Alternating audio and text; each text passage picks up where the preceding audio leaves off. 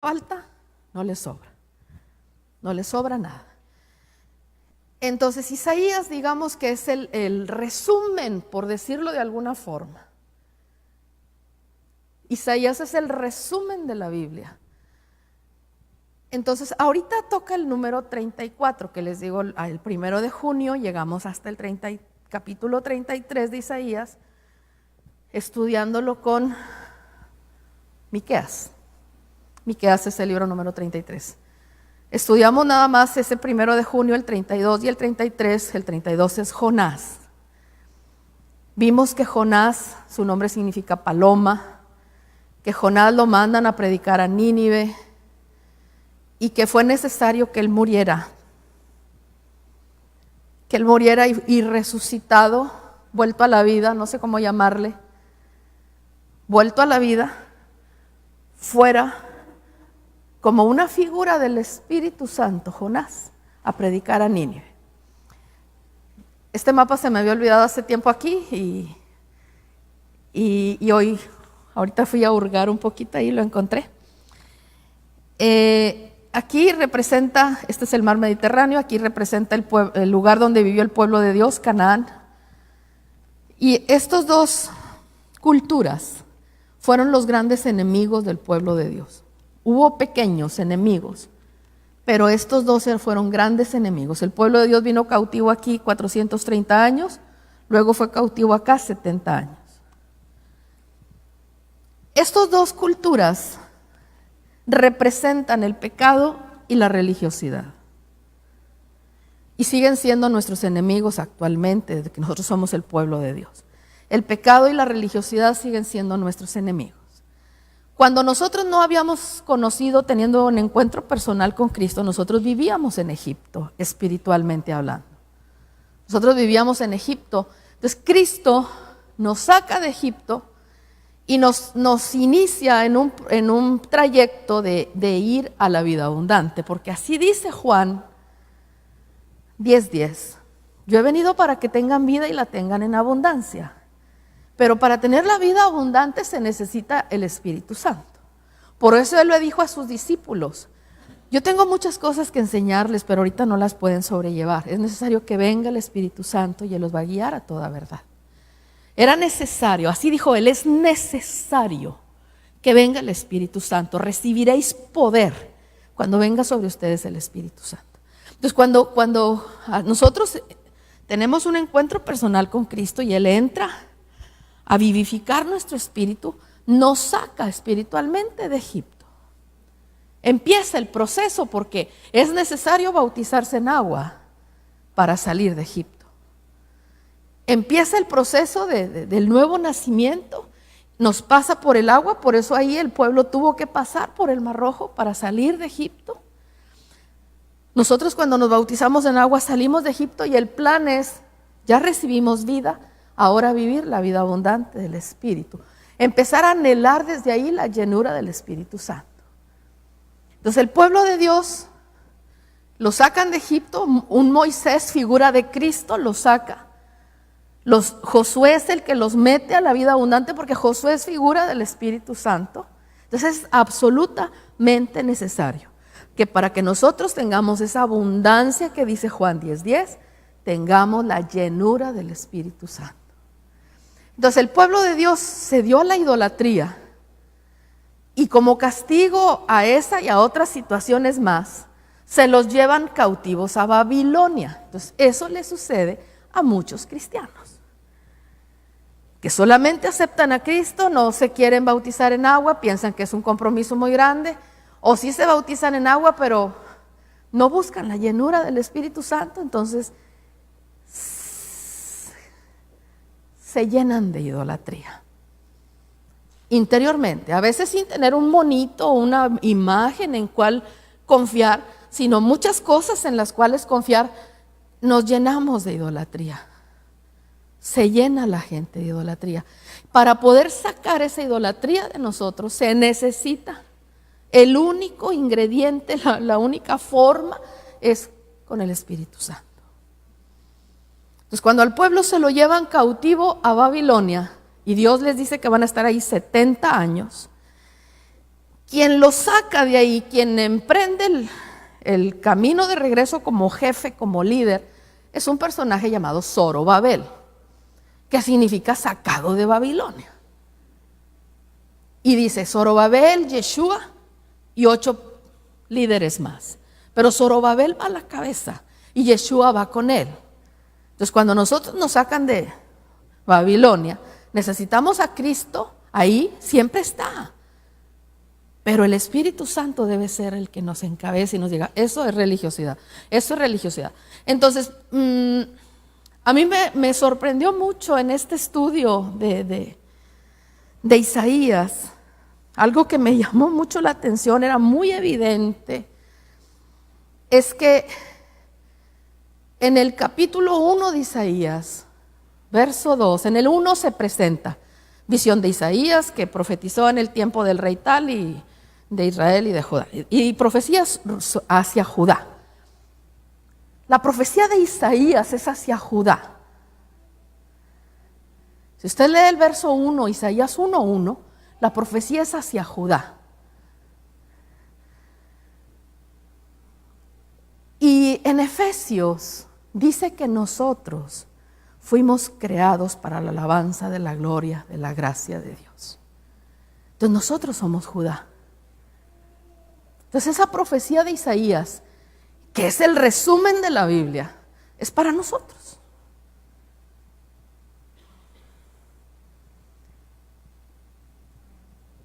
Entonces, al estudiar el capítulo 13 de Isaías, vimos que la profecía era contra Babilonia. Isaías capítulo 13 contra Babilonia. Pero al llegar al 23, que es algo muy interesante, porque miren, si nosotros dibujáramos la Biblia así como un todo, y dijéramos que Isaías es el núcleo que nos ayuda a corroborar Isaías capítulo 1 con Génesis, el 2 con Éxodo y así, sería como el núcleo, todo el libro de Isaías completo. Pero luego Isaías 23 sería el resumen de Isaías, porque Isaías es el libro número 23. El capítulo 23 de Isaías es el resumen de Isaías. Y es una profecía contra Babilonia.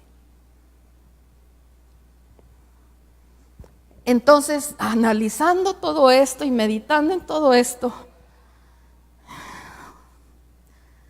el Señor me permite entender, y espero que a usted también, que el pecado es muy fácil de detectar. Porque lo dicen los mandamientos. No robarás, no matarás, no dirás falso testimonio, no codiciarás las cosas de tu hermano, ni la mujer de tu hermano. Es muy fácil que nosotros nos demos cuenta cuando pecamos. Y que si ya tenemos a Cristo en nuestra vida, en nuestra noticia, nos sintamos mal. De recién que pecamos tal vez nos supo rico el pecado, porque si no, no pecáramos. Pero al rato nos estamos sintiendo mal y vamos a pedir perdón y nos aplicamos la sangre de Cristo y nos rocía y nos limpia. Y Dios es justo para perdonar al que confiesa su pecado y se aparta. Pero el asunto es que la Babilonia no la detectamos. Cuando nosotros tenemos actitudes babilónicas no nos damos cuenta. Cuando tenemos idolatría, cuando tenemos religiosidad, no nos damos cuenta. Y el ejemplo más gráfico que una vez nos dio un pastor, y a mí se me quedó muy grabado, fue el ejemplo del pecado que cometió David al tomar la mujer de otro. Y lo que hizo Saúl, los primeros 2 reyes de Israel. Saúl, el primer error que cometió al ser rey de Israel fue levantar un altar a Dios. Y uno dice, ¿qué? ¿Cómo? Sí. El altar lo tenía que levantar el profeta. Saúl usurpó una función. Levanta un altar y cuando llega el profeta le dice, ¿pero qué hiciste? Locamente has hecho. Es que el pueblo se me estaba dispersando. que ya íbamos a ir a la guerra, ya veíamos los enemigos muy cerca y tú no llegabas y yo sabía que sin altar Dios no nos iba a respaldar. Pues sí, pero no te tocaba a ti hacerlo. Y no se arrepiente, porque piensa que no hizo nada malo. Y ahí empieza su proceso involutivo. Luego le dice Dios que destruya a Amalek, porque Amalek es la carne. Y dice, no, ay, pobrecitos, rescaté a las ovejas más gordas y al rey y no sé a quién más. Porque pensaba que estaba haciendo algo bueno. Entonces nuestras buenas obras, si son de la carne, no son buenas obras ante Dios. Entonces mire, mucha gente lo dice. Ay, fulanito ayudó en el asilo, ya se ganó el cielo. El cielo no se gana, el cielo nos lo regalan. Las buenas obras tienen que ser del Espíritu para que nos las cuenten ahí arriba. Entonces la religiosidad no se mira. La gente no se da cuenta. Saúl no se arrepintió porque él pensaba que no había hecho nada malo. Entonces cuando uno va y le dice a la gente, porque estamos llenos de religiosidad. Uno va y le dice a la gente, es que la Navidad es una fiesta pagana. No, no me diga eso. El arbolito tan bonito, el nacimiento ahí abajo, los angelitos y los reyes. No me diga eso. Y no quieren. Y cuesta. Y cuesta bastante sacar a la Navidad. Y es Babilonia. Y uno va y le dice a la gente, fíjate que Jesús no resucitó en domingo, resucitó en sábado. Ay, ¿cómo? Tan bonito que es celebrar domingo de resurrección. Pues sí, pero no resucitó en domingo. Entonces las iglesias cristianas están llenas de religiosidad. Entonces por eso Dios en toda la Biblia nos habla de las características de la religiosidad. Isaías se enfoca en hablarnos de Babilonia y el capítulo 23 de Isaías nos habla de Babilonia. Y el 1 de junio que vinimos aquí, que estuvimos hablando de esto, con Jonás, veíamos que a Jonás le mandaron a predicarle a Nínive. Pero Nínive es la capital de Babilonia. Entonces por eso veíamos esa vez que Jonás significa paloma y es una de las formas corporales en que se manifestó el Espíritu Santo. Entonces por eso yo decía, Señor, aquí no entiendo muy bien. Yo sé que Jonás es figura de Cristo porque nos enseña los 7 descensos que tuvo el Verbo para llegar hasta el lago de fuego. Entonces Jonás es el que nos enseña los 7 descensos. Y Jesús cuando estaba predicando le dijeron, no, es una señal, nada más la del profeta Jonás. Dije, Jonás es figura de Cristo, pero su nombre significa paloma. Entonces significa que él cuando ya despertó de entre los muertos, era figura del Espíritu Santo. Lo platicamos el 1 de junio.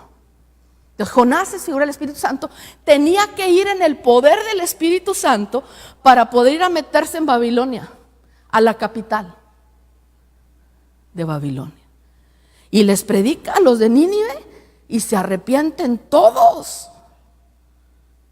Todos se pusieron en ayuno 3 días. Todo el pueblo clamó y Dios les dio una oportunidad más. A nosotros nos han enseñado, vayan a los hijos, pero no vayan a la madre. Babilonia ya está del otro lado. Babilonia ya está perdida. No vayan a meterse a la madre. El hermano Sergio lo acaba de decir en el retiro de Washington. De Maryland.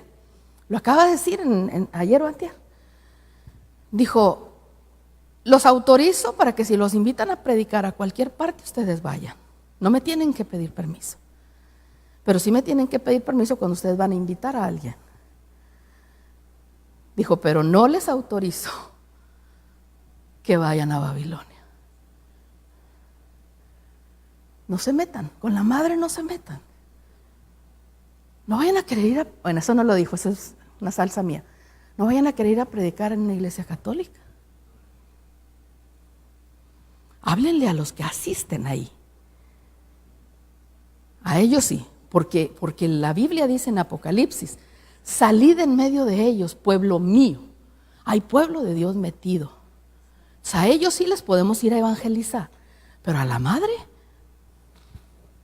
Entonces a Jonás lo mandan a predicar a Nínive, pero como paloma, como Espíritu Santo, y se convierten todos. Y les aplazan el juicio un tiempo, les dan una oportunidad. Pero el profeta que vamos a ver hoy, que es el número 34, Nahum, o sea, en la mitad de la Biblia y en el siguiente, el capítulo 34 de Isaías, verso 1.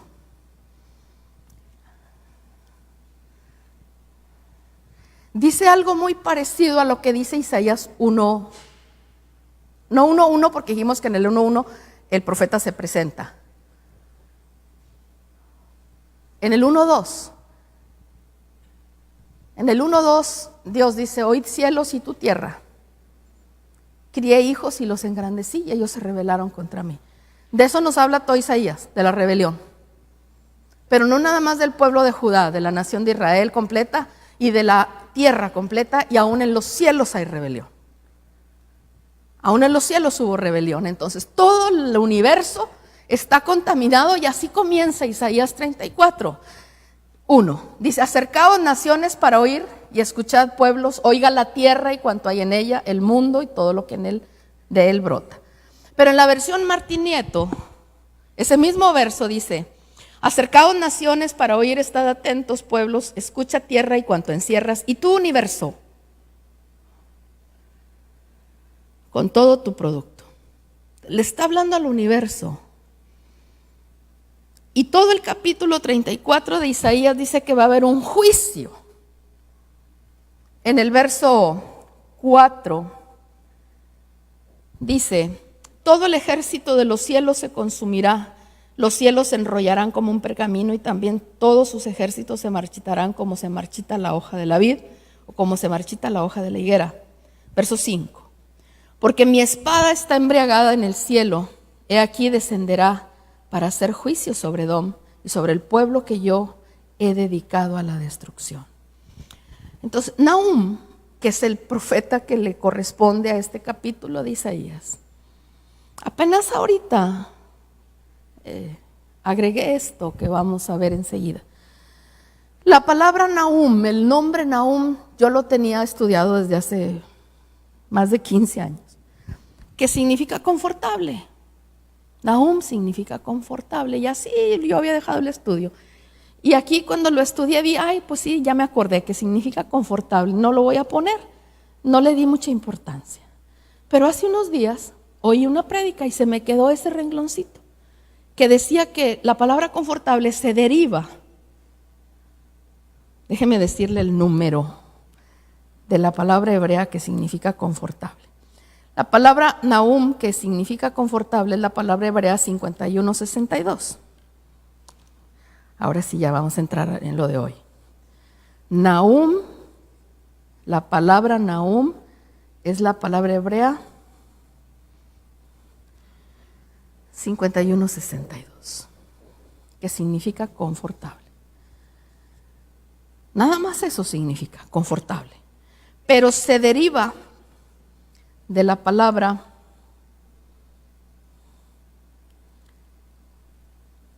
vamos a ver si lo tengo por aquí, si lo anoté, sí, espero haberlo anotado o me distraje. Nahum, ay Dios mío, no lo anoté. ¿Sí? Significa la palabra vengarse, aliento. No, es que no es la 5162, esta es la original. Nahum no es 5162. De donde se deriva es la 5162. La 5162 significa, es Naham, no es Nahum, es Naham. Es una raíz primaria, esta, la 5162, que significa suspirar, respirar fuertemente, lamentar, compadecer, consolar, lamentarse, vengarse. Significa un aliento, significa consolador. Ahí vamos a llegar. significa consolador.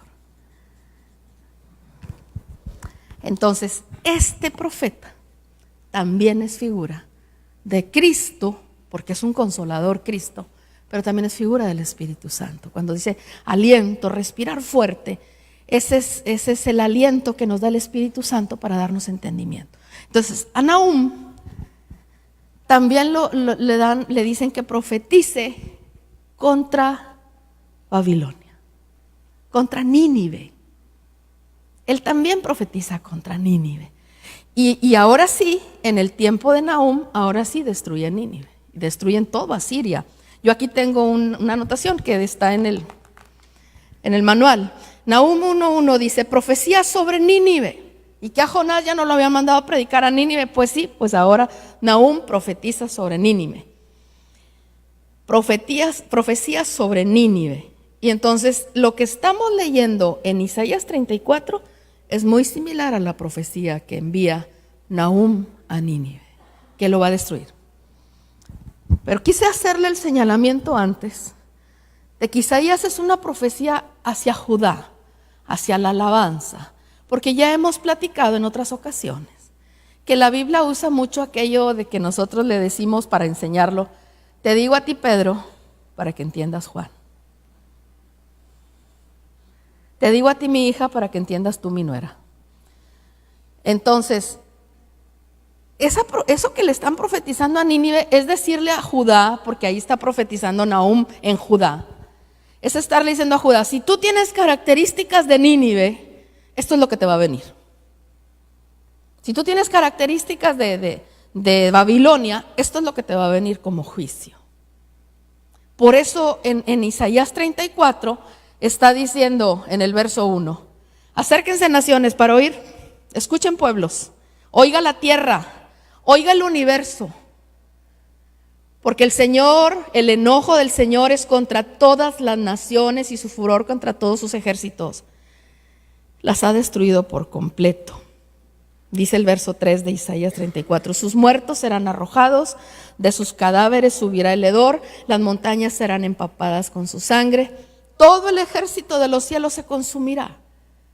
¿Por qué? Porque ya hemos estudiado que aún los cielos están contaminados. Del mundo angélico una tercera parte se reveló. Entonces, si la profecía de Isaías empieza en el 1:1, profecía sobre Judá, les está hablando a la alabanza, y si nosotros fuimos creados para la alabanza de la gloria de su gracia, hay que revisarnos. Primero que nada, ver, ¿tengo el bautismo del Espíritu Santo? No lo tengo, necesito anhelarlo. Ahora, ya lo recibí, pero he sentido como que ya no fluye. Algo está pasando, se está bajando el nivel, entonces hay que pedirle la llenura continuamente, porque en una proporción directa, cuando desciende el Espíritu Santo, la religiosidad empieza a crecer. Es una proporción directa. Baja el nivel del Espíritu Santo, sube la religiosidad. Entonces Dios va a venir a atacar a Babilonia, pero a todo el que tenga rastros de Babilonia en él. Entonces aquí, si me acompaña a ver Nahum, téngalo así separadito porque vamos a estar leyendo Isaías 34, Nahum, Isaías 34, Nahum. Nahum tiene 3 capítulos nada más, no va a ser difícil trabajar con él. Leímos el verso Isaías 34:4 que dice, todo el ejército de los cielos se consumirá, los cielos se enrollarán como un pergamino, también todos sus ejércitos se marchitarán como se marchita la hoja de la vid o como se marchita la de la higuera. Está trabajando con los cielos, está trabajando con la tierra, al decir vid, al decir higuera, está hablando de Israel. Voy a trabajar con todos los ejércitos que están llenos de religiosidad. Y en Nahum 2:3 se dice, heme aquí contra ti, declara el Señor de los ejércitos. Quemaré y reduciré a humo tus carros, la espada devorará tus leoncillos, arrancaré de la tierra tu presa y no se oirá más la voz de tus mensajeros. Nahum 1:9 dice, lo que traméis contra el Señor, cualquier cosa, cualquier plan, Él lo hará completa destrucción, no surgirá dos veces la angustia, como diciendo, una vez voy a tratar contigo y voy a destruir toda la rebeldía que hay en ti. Porque eso es la religiosidad. Buscar en algo para no recurrir a Dios. Preferible traer algo que me produzca suerte, $1 en la bolsa, como creen algunos, para que no me falte el dinero, a creerle a Dios que no se ha visto justo desamparado, pero hay que buscar la justicia. No ser justos a nuestra manera, sino ser justificados por Dios para que realmente no haya hambre en la casa. No porque traiga $1 en la bolsa va a ser atracción para más dinero. La gente prefiere confiar en otra cosa. Y eso es idolatría. Entonces, vemos otra similitud, porque de eso se trata este estudio, de ver cómo se parece Isaías 34 con Nahum, cómo están relacionados íntimamente, correlacionados. Miren, el verso más parecido es el que se relaciona Isaías 34:6 con Nahum 3:15. Isaías 34:6.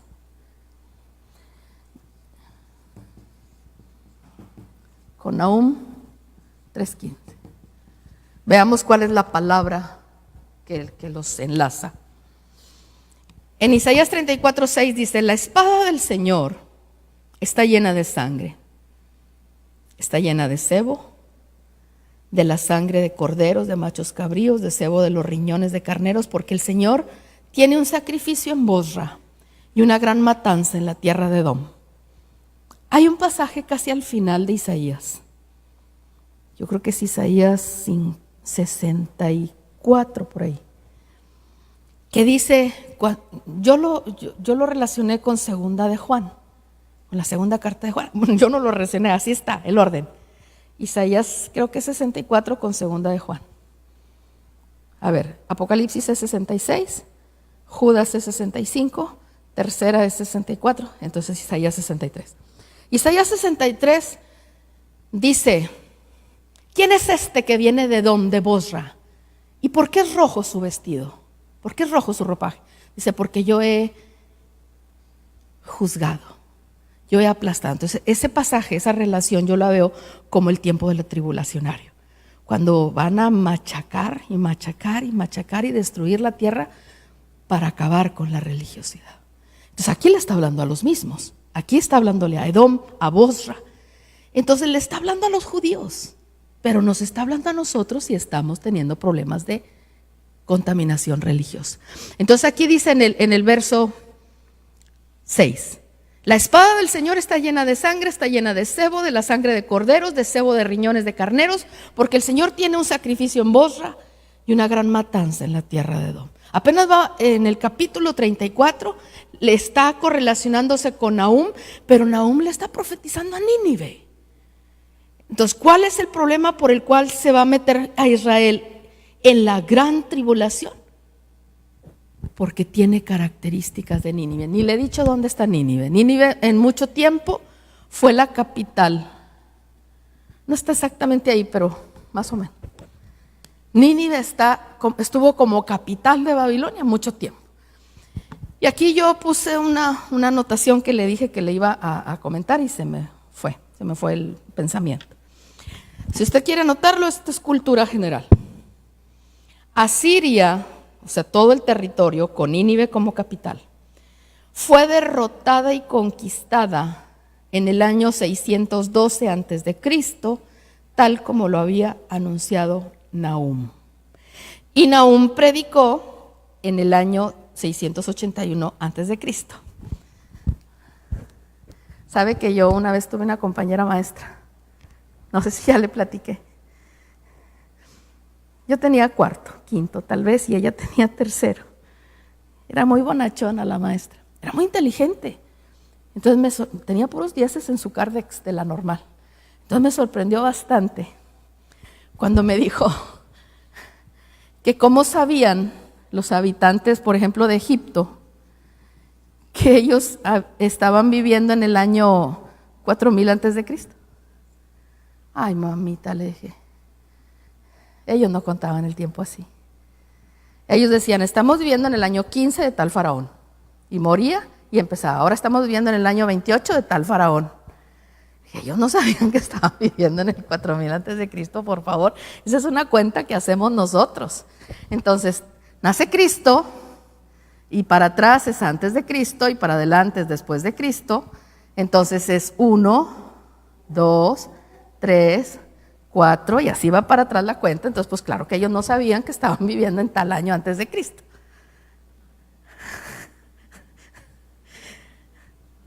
Entonces, Nahum profetizó del 681 antes de Cristo al 669. Al 669 antes de Cristo. Aquí profetizó Nahum.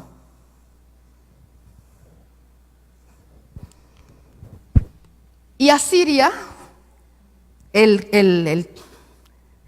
esa cultura, Asiria fue derrotada en el 612 antes de Cristo. ¿Cuántos años pasaron? Más o menos, si le ponemos aquí 70 y aquí 10, más o menos 60. Más o menos 60 años después de que profetizó Nahum, Asiria fue derrotada. Entonces ya a Nahum le dijeron que le profetizara a Nínive, pero ya no hubo oportunidad de que se arrepintiera. Ya les había ido a predicar Jonás, ya se habían arrepentido, pero vuelven a las andadas, les profetizan otra vez y ahora sí los destruyen. Entonces, todo esto que profetizó Nahum es contra la religiosidad, contra Babilonia. Dice en Nahum 1:9, lo que tramen contra el Señor, Él lo hará completa destrucción. Ahora en el verso 3:15, dijimos que se relacionaba con 34:6, habla de una espada del Señor. Entonces, con la propia palabra, en el discipulado que estamos viendo en la casa hemos estado estudiando que la tierra fue limpiada con agua. En Génesis 1:1, entre Génesis 1:1 y Génesis 1:2. Luego fue limpiada con agua en el capítulo 2, porque dice que Dios hizo a Adán y no había hombre que labrara la tierra. Y luego en Génesis 6 la vuelve a limpiar con agua, en el tiempo de Noé. Y ya en el tiempo de Noé dijo, no voy a volver a limpiar la tierra con agua. La próxima vez va a ser con fuego. La voy a purificar con fuego la siguiente vez. Y en Pedro está narrado que va a venir, dice, los elementos ardiendo serán quemados, pero eso va a ser hasta después del milenio, no es ahorita. Después del milenio, el año número 7000, del 6000 al 7000, va a destruir, todavía Dios va a permitir que esté la tierra y luego la destruye. Y luego cielos nuevos y tierra nueva. Entonces, estudiábamos que a nosotros nos dice Dios en una profecía, tú, cuando pases por las aguas, no te ahogarás. Y cuando pases por el fuego, no te quemará. Entonces, hay un agua que purifica con juicio y hay un agua a la que uno, si se somete voluntariamente, que es el bautismo, no te ahogas. Se muere nada más el viejo hombre, pero uno sale otra vez a novedad de vida. Entonces, hay un agua, el bautismo, y hay un agua, como actuó en el tiempo de Noé, que es un juicio. Hay un fuego que va a destruir la tierra y hay un fuego que a nosotros nos purifica, que es el bautismo del Espíritu Santo. Igual en Apocalipsis hay 7 sellos de juicio que ya están corriendo sobre la tierra, pero a nosotros Dios nos ofrece 7 sellos de bendición.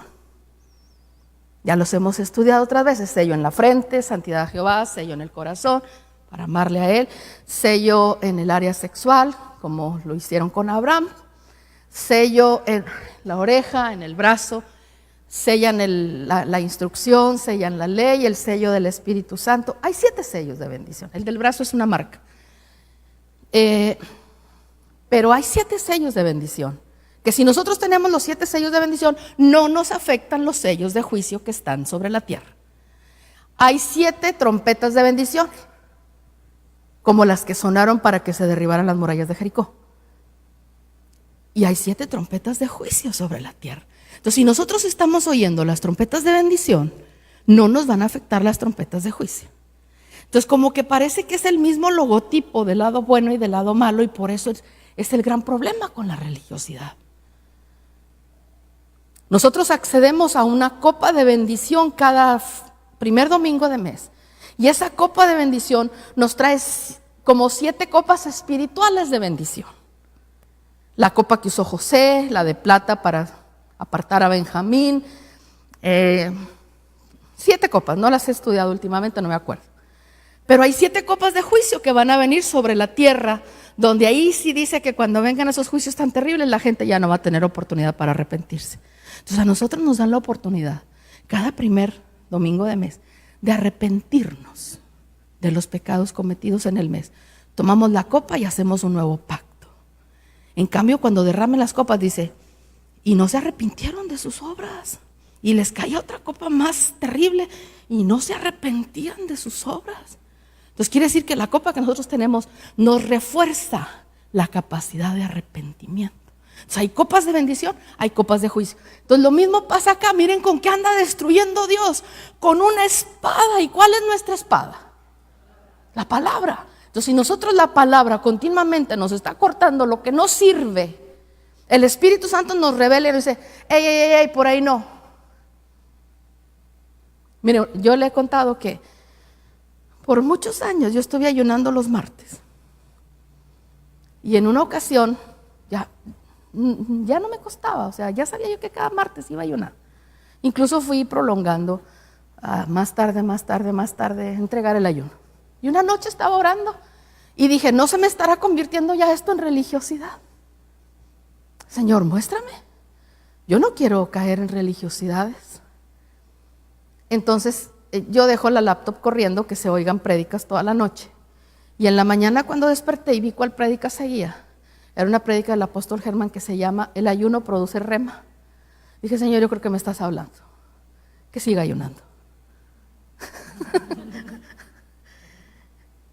Y sí, seguimos con el ayuno, seguimos de largo.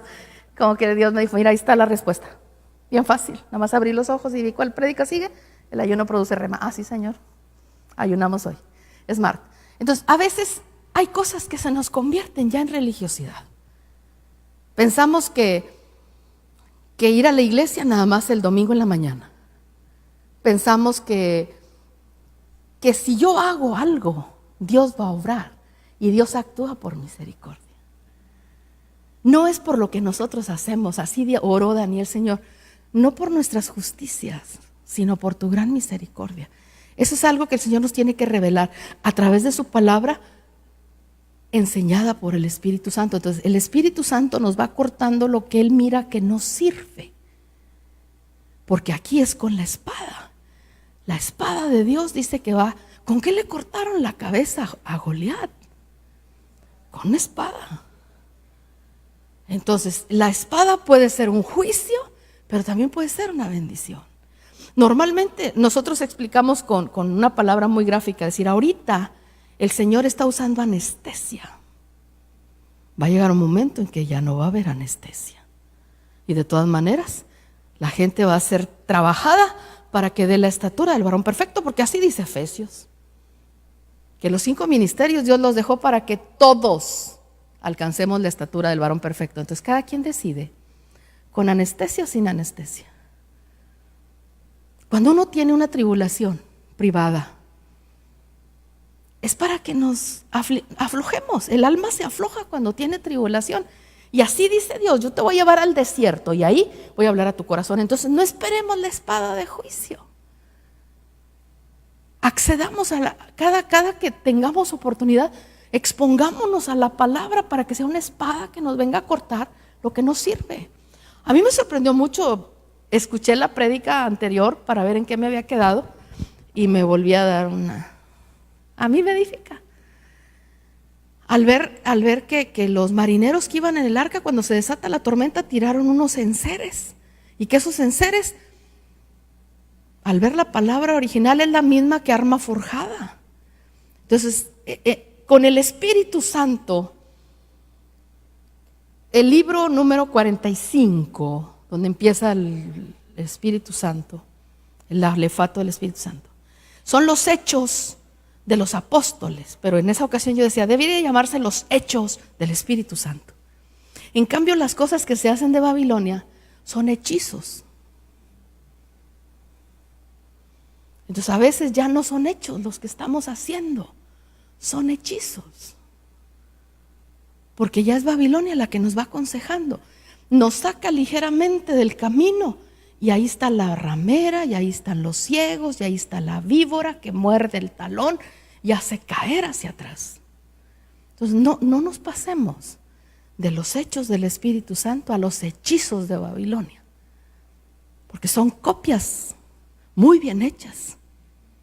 Entonces necesitamos al Espíritu Santo para que no nos deje caer a tener actitudes de la ramera, porque así le dicen a Babilonia. Y así se vistió Tamar, se vistió de ramera y se sentó junto al camino. No podemos salirnos del camino, no podemos estar un día sí y un día no, porque entonces un día hago un hecho y otro día un hechizo, y un día un hecho y un día un hechizo. ¿Cómo? A Dios no le gustan las mezclas. Necesitamos ser definidos y caminar todo el tiempo por el camino, y para eso necesitamos al Espíritu Santo, revelándonos su palabra, porque hay quienes tienen la palabra, la Biblia, la tienen como un amuleto en la puerta de su casa, la Biblia. O si tienen un cáncer, se ponen la Biblia pensando que se van a sanar. Eso es un hechizo. La Biblia, como actúa, es haciéndose vida en nosotros. Entonces aquí está bien terrible lo que dice 34:6 de Nahum, de Isaías 3:15 de Nahum. Allí te consumirá el fuego, te destruirá la espada, te devorará como el pulgón. Multiplícate como el pulgón, multiplícate como la langosta. Y en Nahum 1:8 dice, pero con inundación desbordante pondrá fin a Nínive. Nahum 1:8 dice, pero con inundación desbordante pondrá fin a Nínive. Ahí enseguidita de Nahum 1:8 dice en el 1:10, porque ellos como espinos enmarañados y ebrios con su bebida serán consumidos como paja totalmente seca. Esa palabra ebrios con su bebida nos dice qué bebida es. Si leemos Isaías 34:7. Isaías 34:7 nos dice que están bebiendo esos ebrios de Nínive. Dice, con ellos caerán búfalos y novillos juntamente con toros, así su tierra se embriagará de sangre. Entonces, no sé si usted ha leído alguna vez Apocalipsis. Necesitamos salirnos un poquito de esos dos capítulos que estamos leyendo. Apocalipsis 17:4 dice, la mujer llamada Babilonia estaba vestida de púrpura y de escarlata, adornada con oro, piedras preciosas, perlas, y tenía en la mano una copa de oro, llena de abominaciones y de las inmundicias de su inmoralidad. Y sobre su frente había un nombre escrito, un misterio: Babilonia la grande, la madre de las rameras y de las abominaciones de la tierra. Pues aquí el juicio es contra la capital. Dice, y vi a la mujer ebria de la sangre de los santos y de la sangre de los testigos de Jesús, y al verla me asombré grandemente. Entonces, ¿de qué está? ¿Por qué Dios está destruyendo a Nínive? Porque le dice, porque estás ebria con la sangre de los santos. ¿Cuántos santos ha matado Babilonia? Empezó con Abel. Abel, que quiso hacer un sacrificio correcto a Dios, y se levanta Caín haciendo una ofrenda incorrecta de frutos. Dios no había establecido así, porque había un principio eterno que decía que sin derramamiento de sangre no se hacía perdón de pecados. Entonces él quiso llevar frutos, porque ay, pobrecitos los borreguitos, ¿por qué los vamos a matar? ¿Qué culpa tiene? Pues o la sangre del cordero o la tuya.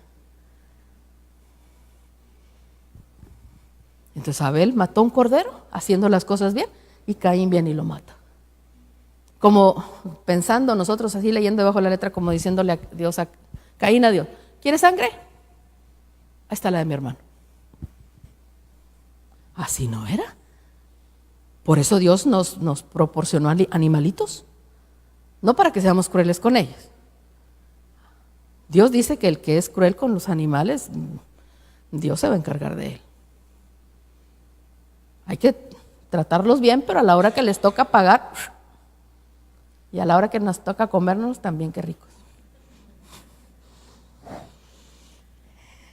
Entonces, ahí en Apocalipsis 17:6 nos dice que la mujer está ebria de la sangre de los santos.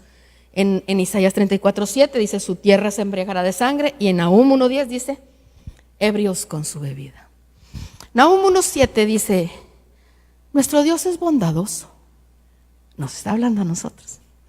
Nuestro Dios es bondadoso y cuida de los que en Él confían.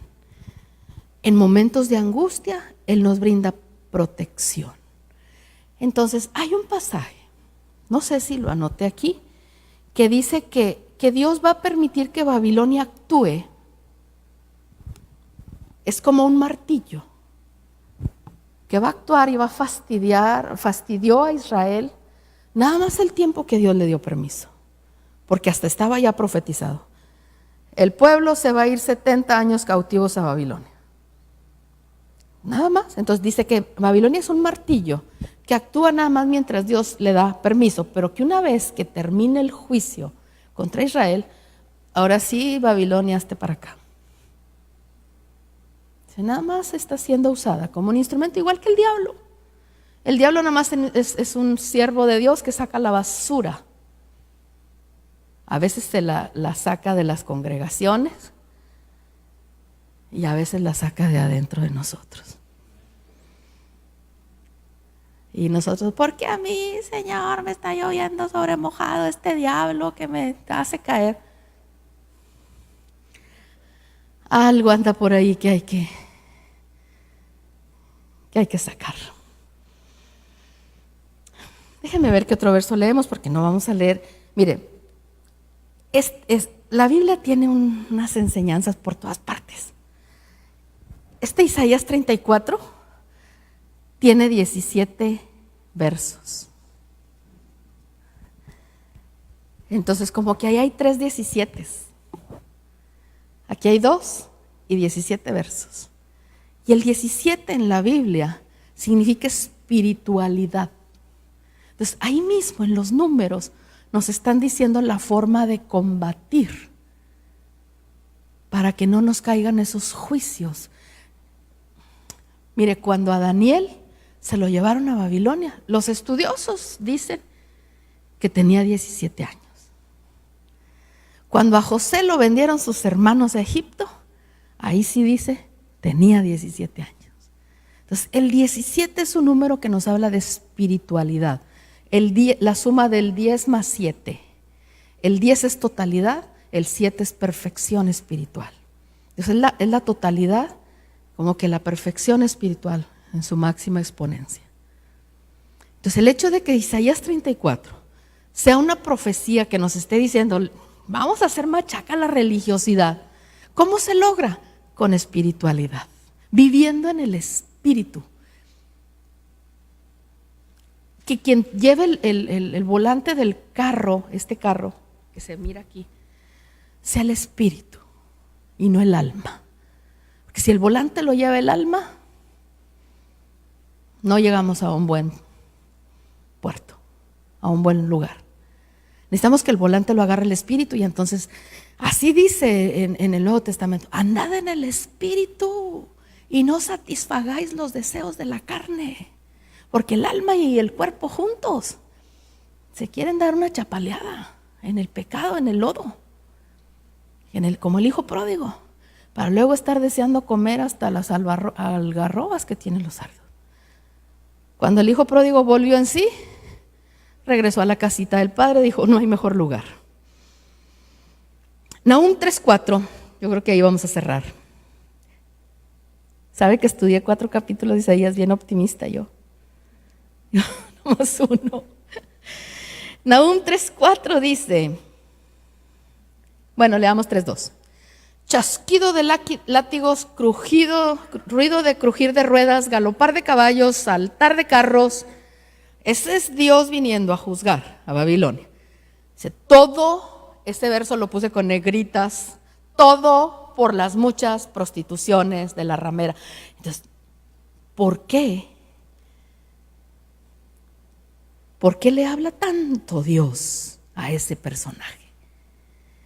Todo por las muchas prostituciones de la ramera, la encantadora, la maestra de hechizos, que seduce a las naciones con sus prostituciones y a los pueblos con sus hechizos. Por si le había quedado duda, o son hechos de los apóstoles o son hechizos de Babilonia.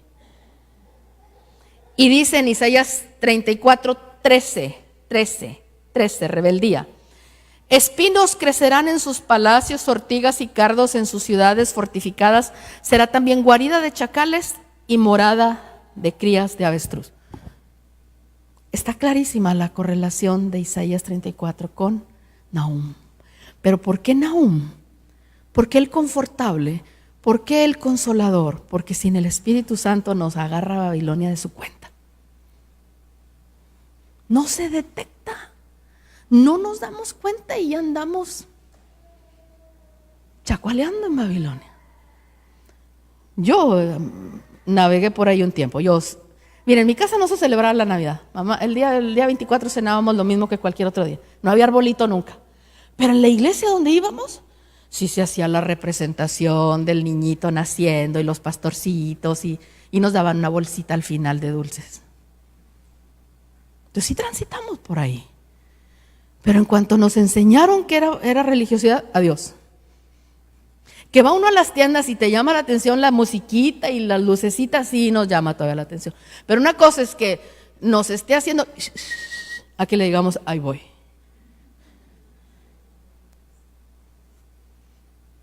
Sí, no lo voy a meter a mi casa.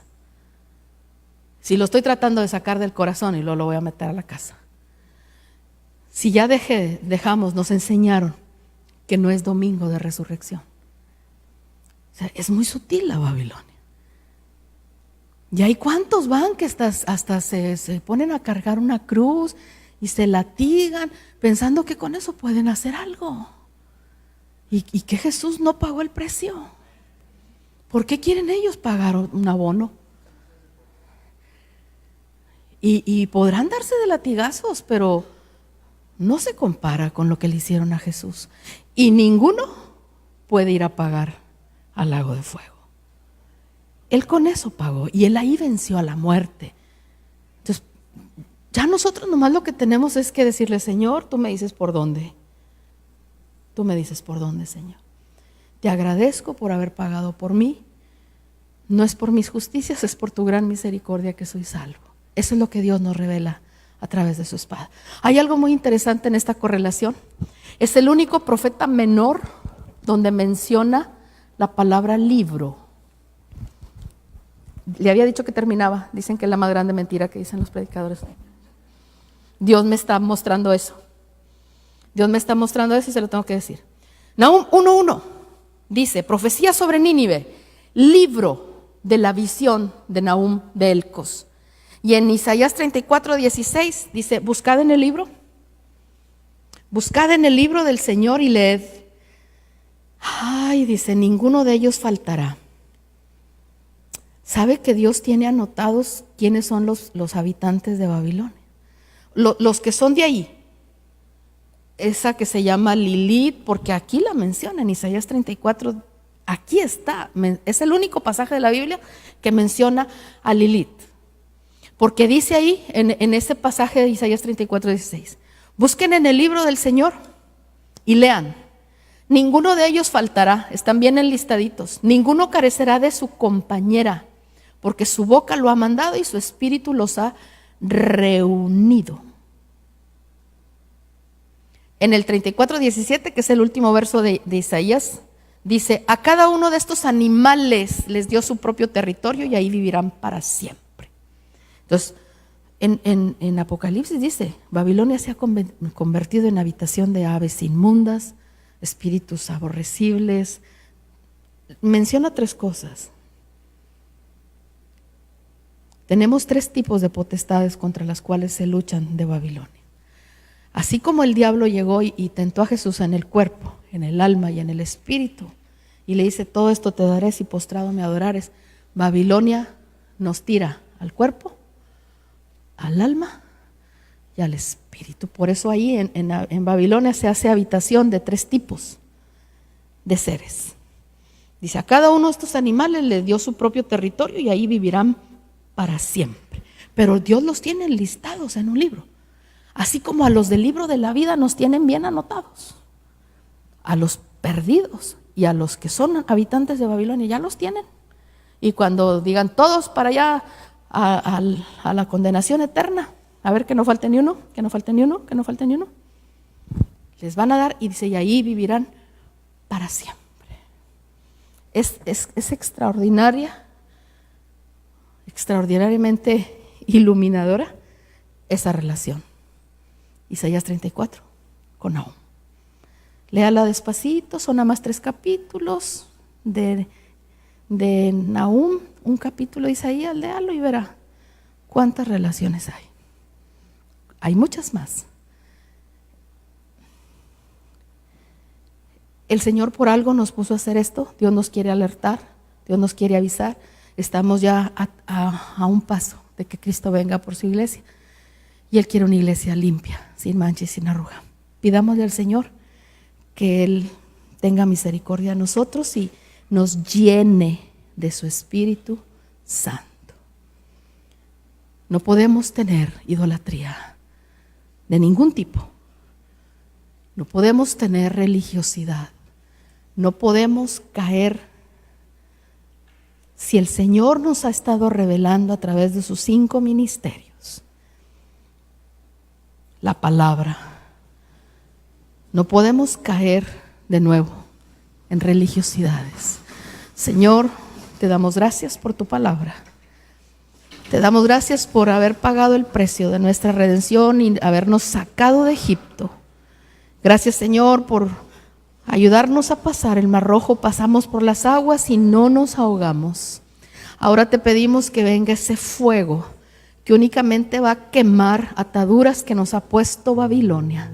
Envía ese fuego del Espíritu, Señor, a escribir tu palabra, así como la escribiste con fuego en las tablas que le diste a Moisés. Ahora escribe con fuego en nuestro corazón.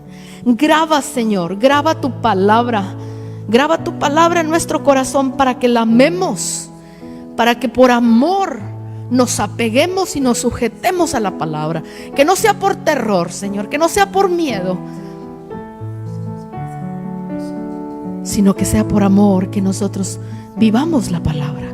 Que sea un deleite, Señor, apegarnos a tu palabra, meditar en tu palabra de día y de noche. Señor, ministranos ese amor por la palabra, esa espada que venga a cortar aquello que a ti no te agrade, que venga a quitarlo hoy, porque sabemos que estás poniendo anestesia para quitar aquello que a ti no te agrada. Señor, si nos enseñaron mal, perdona el tiempo de nuestra ignorancia, Señor. Tu palabra dice que tú perdonas el tiempo de la ignorancia, pero ahora que estamos conociendo la palabra, te pedimos que el Espíritu Santo nos dé la fuerza para salir de Babilonia y para sacar a Babilonia de nosotros. Señor, ya no queremos más religiosidad. Queremos alcanzar la estatura del varón perfecto. Ya estamos anotados en el libro de la vida del Cordero. Gracias por escogernos. Gracias por permitirnos, Señor, ser parte de tu iglesia, de tu amada, de tu novia. Gracias, Señor, por proveer todo lo necesario, por enviar al Espíritu Santo para que nos guíe a toda verdad, que nos guíe a toda justicia y que saque todo vestigio de Babilonia de nosotros. Llénanos con tu Espíritu. Llévanos de gloria en gloria. Que la luz que hay en nosotros vaya en aumento, en aumento, en aumento, hasta que el día sea perfecto.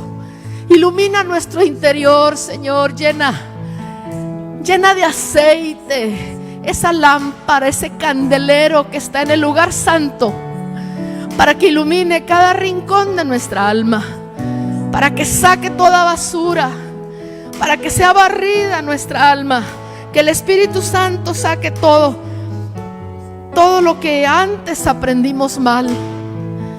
Espíritu Santo, ven y limpia esta casa. Ilumínanos con el candelero de la palabra, llénanos del aceite, llénanos de tu vino. Queremos ser Judá, queremos ser adoradores en espíritu y en verdad. Queremos ser esos adoradores que el Padre busca.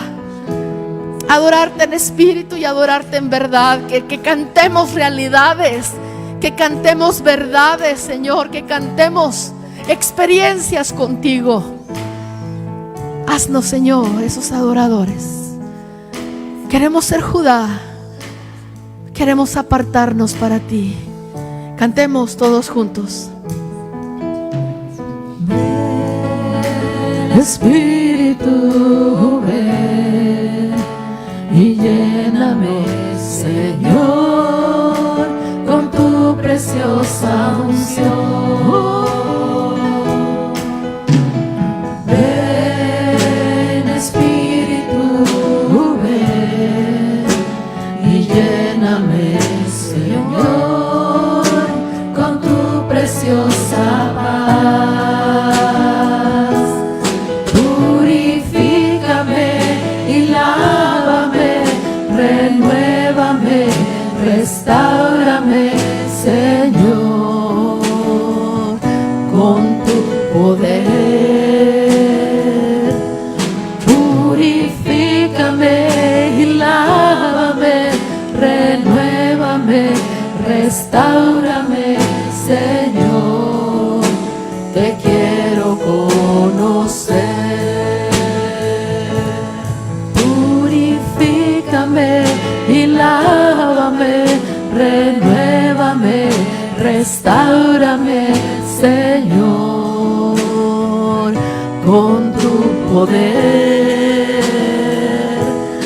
Purifícame y lávame, renuévame, restáurame, Señor, te quiero conocer. Oh Señor, Señor, te quiero conocer. Sí, Señor, Señor, te quiero conocer. Sí, Señor. Ayúdanos a tener intimidad contigo, Señor, para conocerte cada día más. En el nombre de Jesús te lo pedimos. Ve con cada uno de nosotros. Guarda nuestra salida, guarda nuestra entrada. Bendice cada hogar que está aquí representado, Señor, y ayúdanos a hacer luz en medio de nuestra casa. En el nombre de Jesús te lo pedimos. Amén, amén y amén. Solo avisos para mañana, la oración a las 5.